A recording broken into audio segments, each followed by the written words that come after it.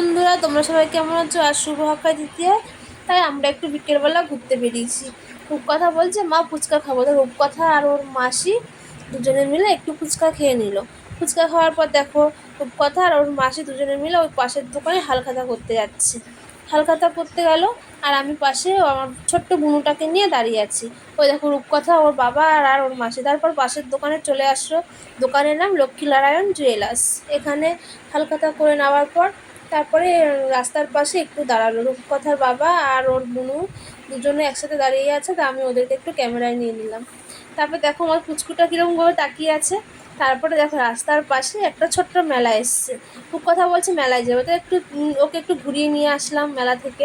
তারপর দেখো রাস্তার পাশে একটা দোকান খুলেছে, যেখানে জিলেপি ভাজছে, গজা, তারপর বাদাম, আরও অনেক কিছু। যদি তোমাদের ভিডিওটা ভালো লাগে তাহলে লাইক কমেন্ট শেয়ার করতে ভুলবে না। Tata, bye bye.